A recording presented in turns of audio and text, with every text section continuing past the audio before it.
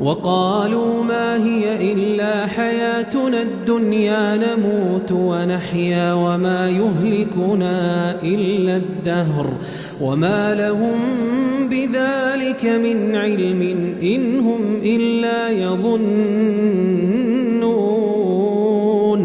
وإذا تتلى عليهم آياتنا بينات ما كان حجتهم إلا أن قالوا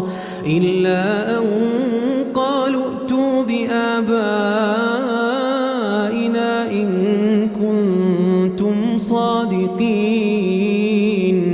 قل الله يحييكم ثم يميتكم ثم يجمعكم إلى يوم القيامة لا ريب فيه ولكن أكثر الناس لا يعلمون.